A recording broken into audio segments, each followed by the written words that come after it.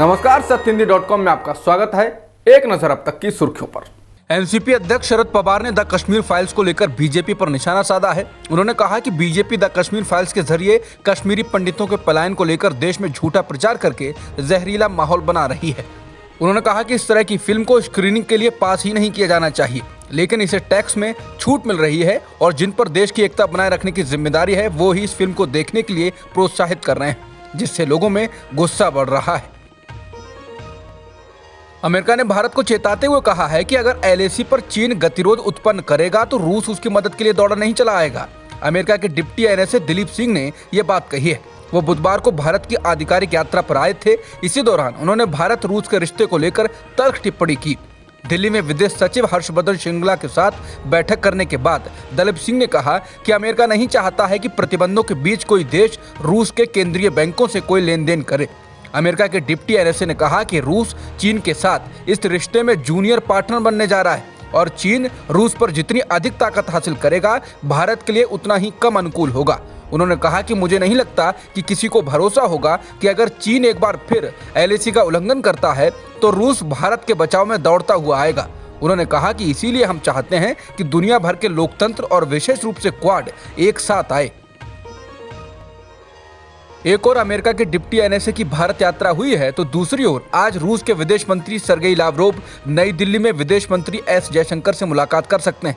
Lavrov के प्रधानमंत्री नरेंद्र मोदी से भी मुलाकात करने की उम्मीद है। लावरोव अपनी 2 दिवसीय चीन यात्रा के बाद गुरुवार को भारत पहुंचे। विदेश मंत्रालय के प्रवक्ता अरिंदम बागची ने हवाई अड्डे पर लावरोव का स्वागत किया। रूस द्वारा यूक्रेन पर हमला करने के बाद ये उनकी पहली भारत यात्रा है। बीते कई हफ्तों से तमाम मुसीबतों को झेल रहे श्रीलंका के लोगों का सब्र गुरुवार रात को जवाब दे गया।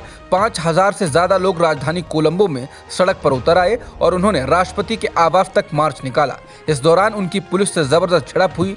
लोगों को रोकने के लिए स्पेशल टास्क फोर्स को बुलाना पड़ा। श्रीलंका में हालात इस कदर खराब हैं कि लोगों को पेट्रोल और डीजल तक मिलना मुश्किल हो गया है। बिजली का उत्पादन नहीं होने से हर दिन 10 घंटे का पावर कट लग रहा है। स्कूलों में परीक्षाएं ठप हैं और जरूरी दवाएं भी लोगों को नहीं मिल पा रही हैं। बीते कई दिनों से बेहद परेशान इस मुल्क के बाशिंदे अब सरकार से भिड़ गए हैं।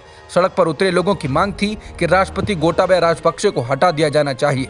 इन लोगों ने हाथों में प्लेकार्ड लिए हुए थे जिनमें लिखा था कि अब बस बहुत हो गया है और श्रीलंका के लोगों को अब बोलना चाहिए। आर्थिक संकट से जूझ रहे श्रीलंका में राष्ट्रपति के खिलाफ बढ़ते विरोध प्रदर्शन को देखते हुए कर्फ्यू लगाना पड़ा है। प्रदर्शनकारी राष्ट्रपति गोटाबया राजपक्षे के इस्तीफे की मांग करते हुए राजपक्षे के आवास पर पहुंच गए, जिसके बाद कोलंबो के बाहरी इलाके में जमा हुए हजारों प्रदर्शनकारियों पर पुलिस ने आंसू गैस के गोले छोड़े और पानी की बौछार की। बाद में राजधानी के उपनगरों में कर्फ्यू लागू कर दिया गया क्योंकि विरोध कम नहीं हो रहा है। यूक्रेनी स्टेट न्यूक्लियर कंपनी ने गुरुवार को कहा कि चेर्नोबिल न्यूक्लियर पावर स्टेशन पर कब्जा करने वाले सभी रूसी बल अब वापस चले गए हैं। इस दावे को लेकर रूसी अधिकारियों की ओर से तत्काल कोई टिप्पणी नहीं आई है।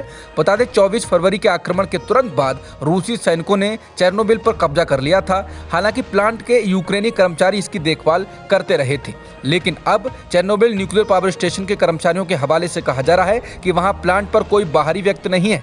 इससे पहले रिपोर्ट आई थी कि अधिकांश रूसी सैनिक चले गए हैं, केवल एक छोटी टुकड़ी पीछे छूट गई है। रूस ने जहां एक और वादा किया है कि वो यूक्रेन में हमले कम कर देगा और डोनबास को आजाद करवाने पर ध्यान देगा, तो दूसरी ओर नेटो की ओर से कहा गया है कि रूस ने यूक्रेन में अपने उद्देश्यों में कोई बदलाव नहीं किया है।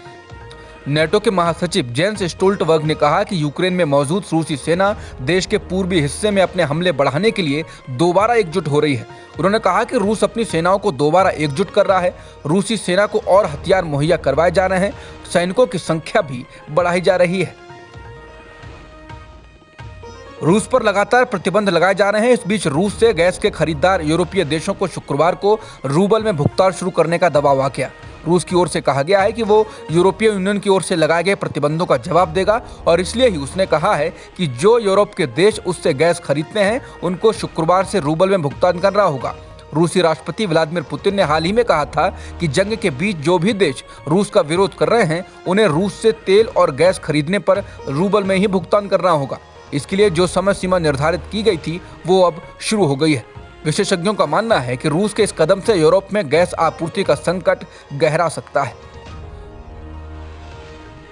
मुंबई के ब्रेबॉर्न स्टेडियम में खेले गए इंडियन प्रीमियर लीग यानी कि आईपीएल के सीजन 15 के 7वें मुकाबले में लखनऊ सुपर जायंट्स ने चेन्नई सुपर किंग्स को रोमांचक मुकाबले में 6 विकेट से हरा दिया।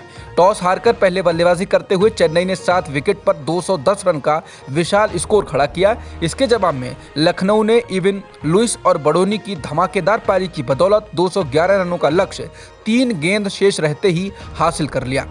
इवन लुइस ने 23 गेंदों पर 55 रनों की पारी खेली। मुकाबले का फैसला आखिरी ओवर से निकला।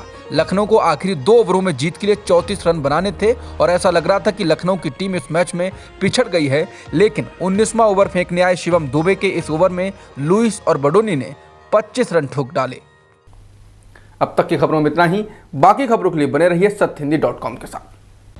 सत्य हिंदी का ऐप डाउनलोड करें गूगल प्ले स्टोर पर।